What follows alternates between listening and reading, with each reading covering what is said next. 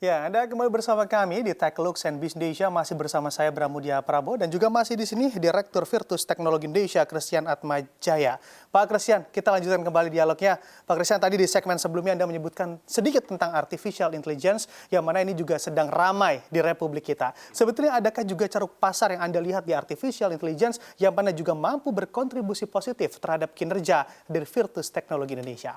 Oke, kalau kita bicara mengenai artificial intelligence ini sangat menarik sebenarnya karena hari-hari ini semua berbicara mengenai artificial intelligence, Gen AI dan segala macam ya.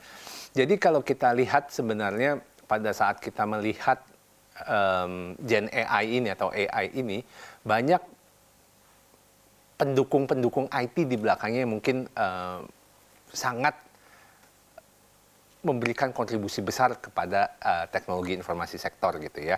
Jadi seperti contohnya adalah mesin untuk menjalankan Gen AI ini. Itu mesin yang diperlukan untuk menjalankan itu mesin-mesin besar. Nah, di sini adalah kita lihat bahwa potensi untuk kita menjual barang-barang ini itu sangat besar.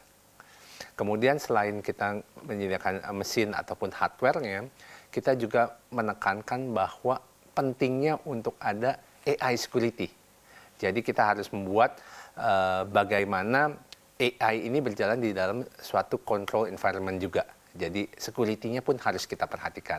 Nah, kebetulan memang solusi-solusi ini adalah solusi-solusi yang sangat terkait dengan solusi-solusi IT yang kita tawarkan gitu. Jadi kita melihat bahwa AI ini saat ini yang sedang berkembang itu akan memberikan pertumbuhan yang sangat positif untuk industri IT di Indonesia. Oke, Anda menyebutkan ada AI security. Apakah memang regulasi AI di Republik kita dapat diartikan juga kurang melingkupi hal-hal terkait dari sisi keamanan data?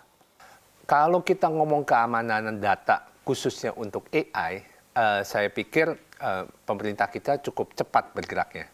Jadi yang sudah kita tahu di pemerintah kita sudah mengeluarkan surat edaran etika artificial intelligence. Jadi itu langkah yang cukup cepat. Surat edaran ini membantu untuk memberikan ya batasan-batasan bagaimana AI harus diimplementasikan. Nah, itu sudah ada surat edarannya. Tapi tadi Mas Bram sebut sedikit mengenai pengamanan data. Nah, pengamanan data pun sebenarnya sudah ada undang-undangnya. Jadi itu namanya Undang-Undang PDP. Dan itu pun harus full diimplementasikan di bulan Oktober 2024 ini. Sudah disosialisasikan dari 2 tahun yang lalu kalau tidak salah. Jadi itu pun sudah ada undang-undangnya. Nah, ini kan kita ngomong mengenai pengamanan data pribadi. Nah, pengamanan data pribadi ini erat hubungannya dengan yang paling pertama memang proses dan people, karena itu yang menjaganya. Tetapi di belakangnya tetap harus diimbangi oleh teknologi pendukungnya, solusi IT-nya, untuk menjaga supaya datanya nggak gampang di-copy misalnya, atau gampang di-breach gitu ya. Jadi itu ada teknologi yang mendukungnya. Jadi saya rasa kalau kita ngomong mengenai undang-undang dan regulasi, pemerintah sudah cukup cepat untuk menanggapi teknologi yang ada, perkembangan teknologi yang ada saat ini. Oke, kolaborasi. Kita bicara kolaborasi, Pak Christian. Kolaborasi apa yang tentunya juga akan dilakukan oleh Virtus Teknologi Indonesia, di mana untuk lebih menekankan kembali, meningkatkan kembali AI security di tanah air? Kolaborasi. Pastinya kalau pada saat kita berkolaborasi itu kita itu banyak akan berbicara dengan para satu ya pemangku kebijakan untuk mengerti dan memberikan masukan arahnya kemana AI security. Kemudian kita juga akan berbicara dengan para mitra bisnis kita dan juga para expert panelnya kita lah, di mana kita juga mempunyai suatu komunitas untuk mengerti keadaan di lapangannya itu seperti apa. Ya, itu juga masukan yang sangat penting untuk kita berikan mungkin ya kepada para pemangku kebijakan. Dan juga yang biasanya kita lakukan adalah kita juga berbicara dengan para pemilik atau dalam hal ini solusi-solusi IT yang ada. Ya jangan juga tiba-tiba apa yang kita mau lakukan ternyata solusinya nggak pernah ada gitu atau tidak ada gitu, jadi akan sulit gitu untuk kita implementasikan.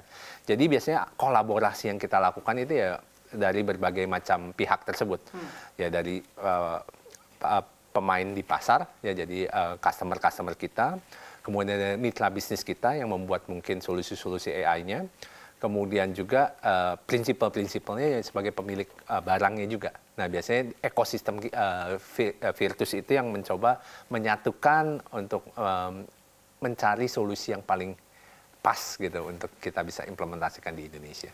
Oke, nah kalau tantangan implementasinya ada di mana, Pak Christian Atmajaya? Oh, kalau tantangannya memang ini kan sesuatu yang masih cukup baru ya. Jadi tantangannya yang pasti banyak dari pihak internal biasanya, karena kalau kita mau mengimplementasikan AI security atau AI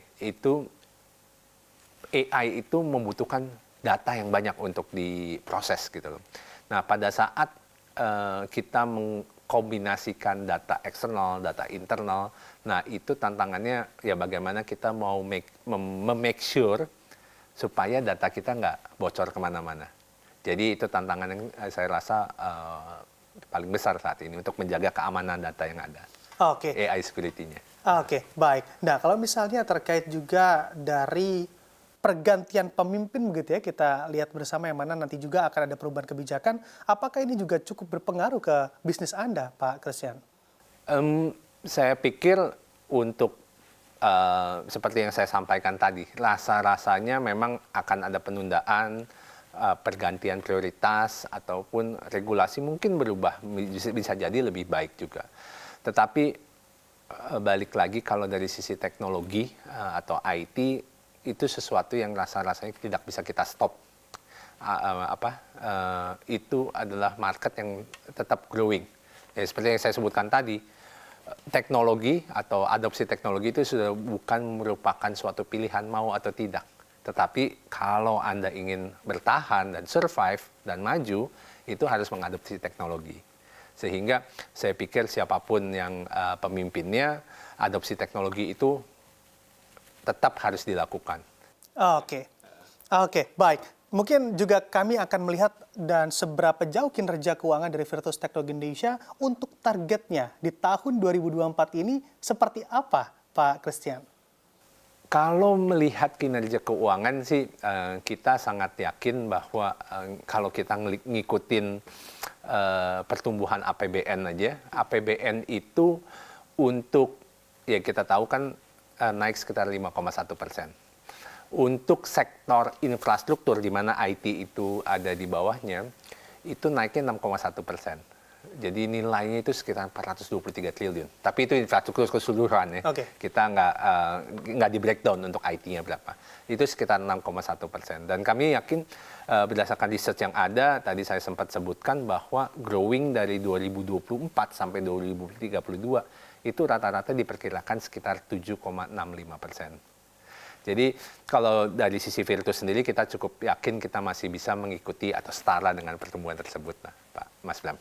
Oke, dan kita harapkan bersama lancar begitu ya di tengah tahun yang penuh tantangan dan bahkan para pejabat publik bilang tahun 2024 ini adalah tahun yang cukup challenging, Pak Christian. Terima kasih sudah hadir di studio kita di Technology and Business Indonesia. Sukses dan sehat selalu pastinya untuk Anda, Pak Christian.